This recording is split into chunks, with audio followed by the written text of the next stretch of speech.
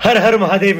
मित्रांनो एक सर्वात मोठी चूक जी आपण डेली जेवताना करतो ती म्हणजे आपण खूप फास्ट जेवतो, लिटरली जेवण गिळतो. जस्ट बिकॉज आपण खूप घाईत असतो, आपल्याला ऑफिसला पोहोचायचं असतं और कोणत्याही कामाला लेट होईल म्हणून आपण खूप घाई करतो जेवताना. आणि या एका छोट्या गोष्टीमुळे आपल्याला डायजेशन प्रॉब्लेम, वॉशरूमला त्रास होणं, skin problem, hair fall, bone density कमी होणं, बॉडी पेन होणं, अंग आंबणं, बेसिकली कोणताही आजार आपण स्वतःकडे खेचून घेऊ शकतो असं समजा. आता नीट ऐका मी असं का बोलतो. जेव्हा आपण कोणतीही गोष्ट चावून खातो तेव्हा आपली सलायवा म्हणजे लाळ क्रिएट होते. आपल्या सलायवा मध्ये फूड डायजेस्ट करण्यासाठी जे एन्झाईम्स लागतात ते असतात. जे काही आपण खातोय जर ते चांगल्या पद्धतीने डायजेस्ट नाही झालं तर त्यातलं सत्व म्हणजे न्यूट्रिएंट्स आपल्या बॉडीला कसे काय मिळणार. आपली saliva anti fungal, anti bacterial, anti viral सुद्धा आहे. जेवण डायजेस्ट करण्यासाठी तो ओलावा, जो चिकटपणा आपल्या पोटामध्ये हवा असतो ना तो सुद्धा आपल्या सलायवा थ्रूच जातो पोटामध्ये. आणि जेव्हा पण आपण खूप पटापट खायचा प्रयत्न करतो तेव्हा आपली सलायवा खूप कमी प्रमाणात पोटात जाते आणि आपल्या पोटात ज्या गोष्टी स्मूथली झाल्या पाहिजे नॅचरली त्या होत नाहीत.